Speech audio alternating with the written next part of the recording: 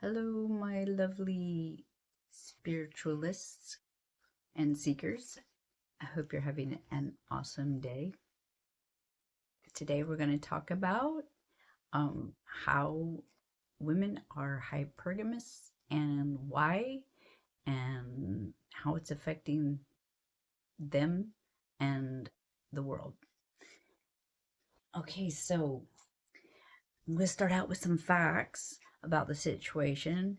Just, vague facts. Stats can be manipulated various ways, but just generally, we're going to talk about that. It's been said that about a third of men right now are without love and without sex at all, and from a real woman, let's say. And the uh, top 33% of men, like the alpha males, have uh, at least, in my opinion, about 60%, 60, 60% of all the love and sex in relationship, probably making them with many options and treating those women poorly, at least uh, you know, some of the women that they're seeing, so they can't fully uh, engage with the women that they're with. So we're creating a situation where the top alpha males are are treating women with giving them less than they deserve, and that would be, so 66% of the women are experiencing things like being an option. So about half of those, like say we would say about a third of the women that should be with the other third of men are experiencing themselves as options. And then those, that are the primary women are still getting, um, you know, less than what they deserve in the relationship, also, probably. I'm not saying that polygamous and polyandrous and polyamorous relationships are not a valid option, because I myself have engaged in open relationships and they do have their place in the right kind of way and in the right kind of context. And if it's above board, and that's a whole nother video, if you want to hear about it, just let me know and we'll talk about it. But right now, people are being optionized quite frequently, and I'm hearing about it quite regularly from crying women. So sad, so sad. And so about a third of, going back to the men, about a third of men are relationships are like one-on-one. So about a third of people, 30% of women have a one-on-one regular relationship, supposedly. Okay, these are statistics, and even if they're not right, which they aren't, we still have a problem that we all know about, that if you're in the dating world, and it's pandemic at this point. So men who are being, the top men are being, the ones with the height, the financials, the education, the sexual value in the marketplace, high sexual value, are being made into polygamous creatures just by it being forced on them. It's hard for them to, it's like us. It's like, it's hard to turn down money. Well, it's hard to turn down free sex and free, just women just throwing themselves at these men. Um, why? Because they've got height, they've got financials, they've got education, sexual value, they've got charisma, they're the Chads and Tyrones, they're playing the game. It's, they're learning how to do it. So, why are they learning how to do it? Because they've been made into players, possibly because of, they've been hurt a lot. A lot of him, we hear. I know I'm going to catch flack for this. Women have been hurt too, no doubt. I have too. So, not a, just be gentle with your hate mail, okay? So, I get it. I do. Women, really, I've cried my own tears. So, what I'm trying to say is that there is some situations, and I'm a social worker. We look at society and how society impacts the social structure and what people are personally going through. And we're going through a personal situation right now that's created by the social structure. And part of it is that, you know, women, when we take our men's fathering opportunities away from them and we alienate them, as it's called parental alienation, we hurt these men, we hurt these people. And just like you would be hurt if your children were taken. You know why I understand it? Because it happened to me. So it's a devastating experience. It's traumatizing, not just for the fathers, it's traumatizing for the children. So men get hurt. Men don't want to be hurt anymore. Men don't want their money then also taken. Um, along, you know, with their children.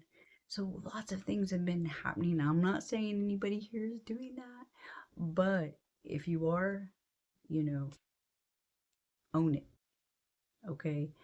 And don't make any more players out of men, please, by hurting a man, because you're just gonna hurt, all of the rest of us women when he takes out his vengeance on the rest of us. um, so, um, so there is no what's also happening is that the bottom men, which no pun intended, seriously, okay, there was a little pun intended, the men that don't have the height, the financials, the sexual value in the marketplace, the educational levels, they don't have a bankroll. Okay, they don't have the package, whatever. Okay, we know that's the thing. They don't have game. Um, well, they are pretty much being made into either having to go. Okay, please, rainbow people, please do not. I think you all are awesome, but it has got to be a factor.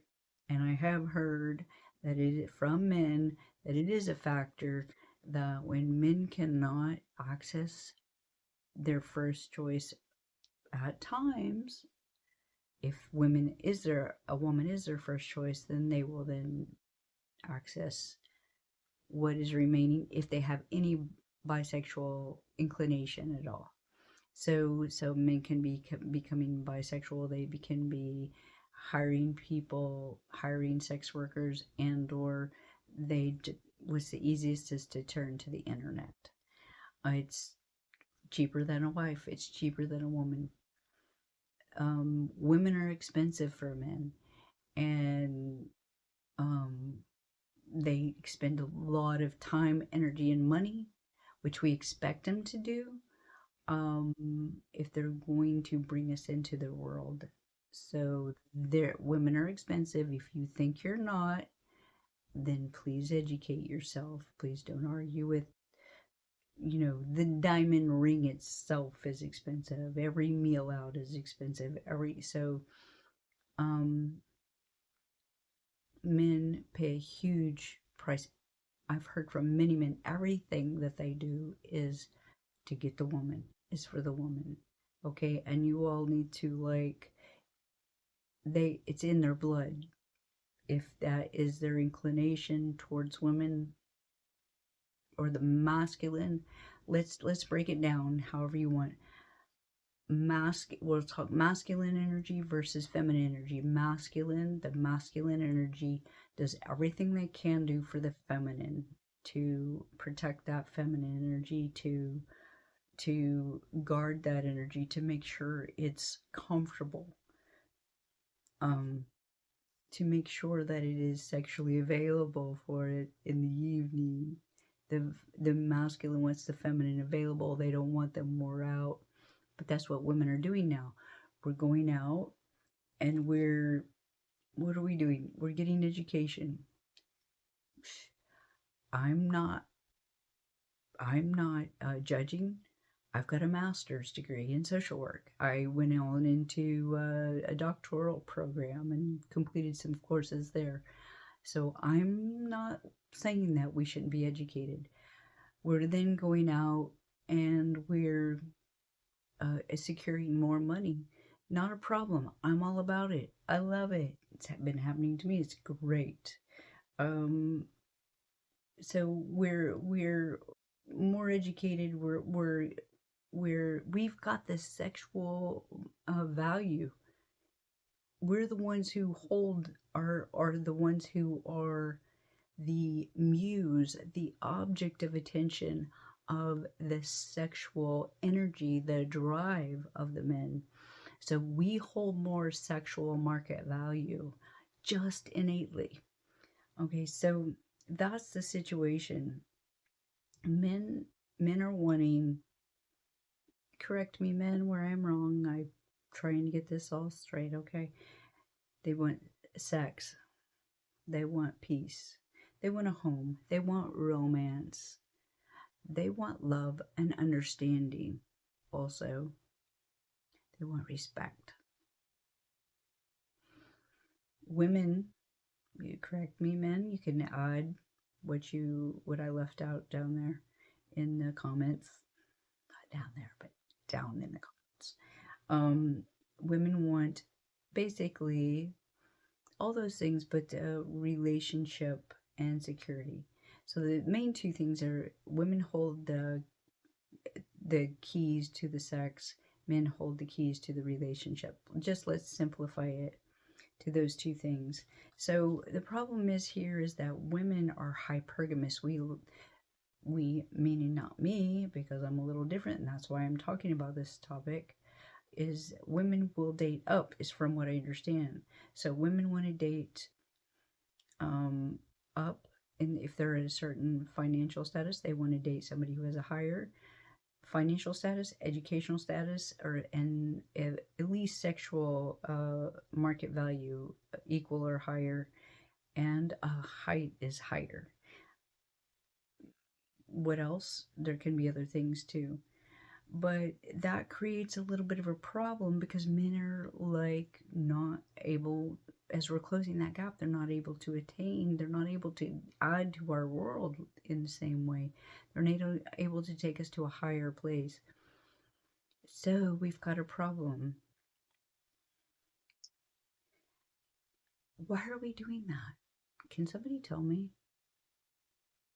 I mean, why, if I'm already making the money, why does somebody have to, if I'm already making what I would want from a man, like, why does he have to, and I'm happy, let's say I'm happy in my job, why does he have to come and add to that? I mean, maybe I could drop back, in my work, and then maybe he could, add to that. So neither of us have to work as hard. Um, why are we still dating, have the old cultural values? Why does he have to have the same educational level? Why? I mean, it just doesn't make sense. When men had higher education, he wouldn't look for a woman who had higher education than him. He would look at who he was attracted to, who turned him on, who he wanted, who he had other, who he looked for other things from. So namely, okay, so we're valuing things that can be taken away at any time anyway. So we're valuing status. Okay, somebody can't take away your education level, if you will, but the financial status for sure. The if height is a product of, prowess or whatever, or status, let's say it's social status, excuse me, it's social status, then that social status can change anyway. The way you see them will be different later anyway. So the sexual value in the marketplace. Okay. Have you noticed, like, that is when you date somebody that has high sexual value anyway in the marketplace, they have a lot of options, and that optionality today is just raising the risk that that person is gonna leave, be indecisive whether they want to be with you, make you an option. Yep, make you an option. I'm not saying they will, but I'm saying, and they need to be a mature person. You need to have something else in there. You better be their equivalent. You better be much more than their equivalent, actually, and be really easy to get along with. Like your sexual place, your sexual marketplace value won't be enough to hold them, even if they've got a high value. So what I'm saying is that, yeah, women, we will do well. We'll generally do well if you're dealing with the top alpha males. Alpha, you need to really know your game. You really need to be up on, really know what you really have got going on. Know what, if they're really, are they mature? Are they really attached to you? Do they have really high relationship skills? Are they really a one-woman man? If they're not, just might ought to think about, opening your mind, because you may have to have an open relationship. I know that's very distressing to a lot of you, but I'm not saying it's the case for everybody, but let's talk more about intangibles.